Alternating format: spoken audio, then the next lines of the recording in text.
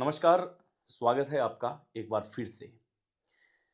आज की सच्ची घटना को हम शुरू करें उससे पहले आपसे निवेदन है कि अगर आप नए हैं तो आप फॉलो कर सकते हैं, सब्सक्राइब का जो बटन आ रहा है उस पे आप प्रेस कर सकते हैं।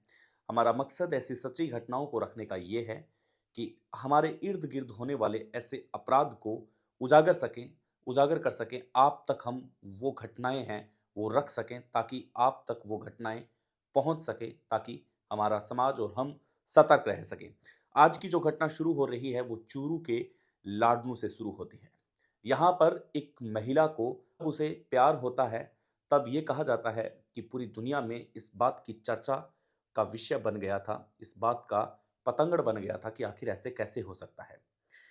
एक महिला जो अपने भतीजे साहिल से प्यार कर बैठती है, उसे दिल दे बैठती है और 2 बच्चों को छोड़ के वो साहिल से अपना दिल लगा बैठती है और साहिल के साथ चली जाती है। क्या होता है, हम पूरी घटना आपको बताते हैं। चूरू के लाडनू में मुस्कान नाम की एक महिला रहा करती थी। उसके पास में एक पड़ोस में साहिल नाम का लड़का था जो उसके रिश्तेदारी में भतीजा लगता था। अब भतीजा और चाची के बीच में आम बातें हैं वो हुआ करती थी। जब भी मौका मिलता तब ये एक दूसरे से बातें करने लग जाते थे। मुस्कान के पति हैं, वो काम से बाहर जाते, पीछे से साहिल ये मौका देख के मुस्कान से बातें करने लग जाता। ये बातें इतनी खास होती गई कि इन दोनों के बीच में जो दूरियां थी वो मिटती चली गई। दोनों के बीच में इन दूरियों का बहुत बड़ा अंदाजा है, वो आप लगा सकते हैं कि कुछ रहा ही नहीं होगा। मुस्कान अक्सर कहा करती थी कि साहिल, तुम क्या कर रहे हो? तुम बहुत ज़्यादा नज़दीक आ रहे हो। हो सकता है हमें भविष्य में इसका खामियाज़ा भुगतना पड़े। लेकिन साहिल कहता था कि जब प्यार किया तो फिर डरना क्या? तो मुस्कान इस बात पर हँस दिया करती थी कि प्यार हुआ ही कहाँ है? लेकिन साहिल कहता था कि बिल्कुल हो चुका है, तभी तो हम एक-दूसरे को इतना समय दे रहे हैं। इसीलिए हम एक-दूसरे को इतना अच्छे से समझ रहे हैं, ये प्यार नहीं तो क्या है? ये जब आपस में बातें किया करते थे तब कब दिन उगता कब दिन चढ़ता इन्हें पता ही नहीं लगता। साहिल का मन अब अपने कामकाज में नहीं लगता, अपनी पढ़ाई में साहिल का मन बिल्कुल भी नहीं लग रहा था। इधर मुस्कान है, मुस्कान को भी कुछ प्रॉब्लम्स होना शुरू हो गई थी और धीरे-धीरे इनका प्यार है जो परवान के रूप में चढ़ने लगा था। अब समय आ चुका था कि मुस्कान है जो अपने पति से प्रेग्नेंट हो जाती है और एक बच्चा है जो उसके पेट में होना शुरू हो जाता है। करीबन ये समय बीतता चला जाता है, 7-8 महीने का समय। साहिल हमेशा पूछता तबीयत कैसी है? कैसी है तुम्हारी अब तबीयत? मुस्कान हमेशा कहती कि मैं बहुत अच्छी हूँ, तुम चिंता मत करो, मैं एकदम स्वस्थ हूँ और जल्दी ही ठीक हो जाऊँगी। लेकिन समय के साथ-साथ 8 महीने और 9 महीने इसके बाद में मुस्कान एक बेटी को जन्म देती है और जब बेटी को जन्म देती है, तब साहिल है जो उससे मिलने आता है। अब जब बेटी को जन्म देती है तब एक महिला की क्या अवस्था रही होगी। लेकिन फिर भी वो उससे मिलती है, उससे बातें करती है। अब बेटी है जो धीरे-धीरे 15 दिन की, 20 दिन की ऐसे करते-करते बेटी है जो 10 महीने की हो जाती है। जब बेटी बड़ी होती है तब साहिल कहता है कि अब मुस्कान तुम्हारे बिना मेरा रहना मुश्किल हो चुका है। अब तुम समाज की सुनो या फिर किसी और की सुनो, मुझे इससे कोई मतलब नहीं है। मैं अब तुमसे मिलना चाहता हूँ, अब मैं तुमसे निकाह करना चाहता हूँ। मुस्कान कहती है कि अभी थोड़ा रुको, एक मेरा बेटा है और एक बेटी है, अभी मुझ पे कुछ ज़िम्मेदारियाँ हैं, तो उस ज़िम्मेदारियों के चलते मैं कुछ भी नहीं कर सकती हूँ। लेकिन साहिल उसे जोर देता है और कहता है कि नहीं, सब ज़िम्मेदारियों को हम मिलके निर्वहन करेंगे, सब ज़िम्मेदारियों को हम देख लेंगे, लेकिन तुम तो सिर्फ़ मेरे साथ रहने की ज़िद करो, अब बहुत हो गया, मैं तुम्हारे बिना अब रहने लायक हूँ नहीं। मुस्कान उसकी बातों में आती है और आकर के अपने पति से कुछ नहीं कहती। वो चुपके से मायके चली जाती है और मायके में अपनी 10 महीने की बेटी को छोड़ के और 5 साल का बेटा अपने ससुराल में छोड़ के वो साहिल के साथ रतनगढ़ भाग जाती है।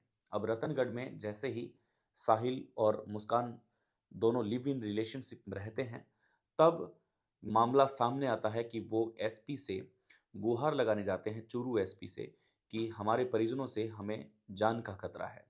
तब मीडिया के सामने पूरी बातें आती है। साहिल और मुस्कान उस वक़्त चर्चा का विषय बन जाते हैं कि आखिर एक 10 महीने की बेटी को कैसे मुस्कान ने छोड़ दिया। 5 साल के बेटे को कैसे मुस्कान ने छोड़ दिया और अपने से छोटे उम्र के अपने ही सगे भतीजे के साथ मुस्कान ने कैसे ये रहने का फैसला कर लिया। और जब एसपी ऑफिस में वो अपने हिफाज़त की सबूत माँगने जाते हैं, अपनी हिफाज़त माँगने जाते हैं कि हमें खतरा है हमारे परिवार से, हमें कृपया करके सुरक्षा दीजिए, तब ये बातें सामने आती है। साहिल से जब मीडिया ने बात की तो मीडिया से गुफ्तगू करते हुए साहिल ने यह बताया, रूबरू होते हुए, कि साहिल को उससे प्यार हो गया था आज से 3 साल पहले। जब वो इनके पड़ोस में रहने आया 3 साल पहले, मैं चुपके-चुपके इन्हें देखा करता था, लेकिन बाद में पता चला कि ये मेरे दूर के रिश्तेदार में चाची लगती हैं। इसके बाद में रिश्तेदारी निकाल के चाची से बात करना शुरू हुआ, उधर चाचा से बात करना शुरू हुआ।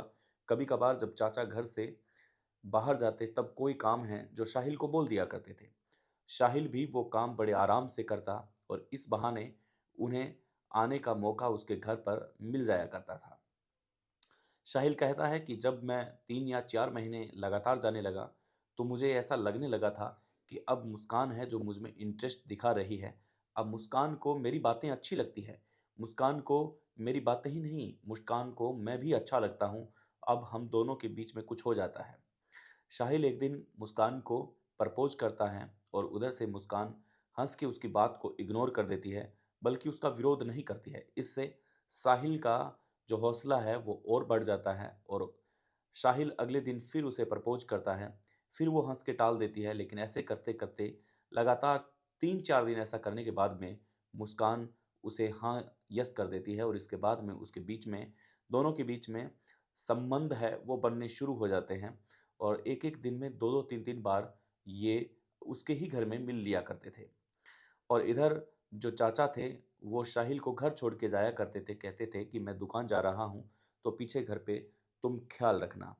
अब लगातार 3 साल रहने के बाद में जब फैसला किया रशी अ, रशी साहिल ने कि मैं अलग होना चाहता हूँ, तब मुस्कान ने कहा कि नहीं, अब तुम अलग नहीं हो सकते हो, हम जीवन में कुछ करेंगे। जब मुस्कान से बात की गई तो मुस्कान ने बताया कि जी बिल्कुल, मैं साहिल के बिना अब बिल्कुल भी नहीं रह सकती। साहिल के बिना रहना, सोचना भी मुश्किल है और इसलिए मैंने ये डिसाइड किया कि 5 साल के बेटे को ससुराल में छोड़ दूँगी, इसकी परवरिश है, जो यहाँ हो जाएगी और जो 10 महीने की बेटी है, उसको मैं अपने मायके छोड़ दूँगी। इसके बाद मैं साहिल के साथ रतनगढ़ सेटल हो जाऊँगी।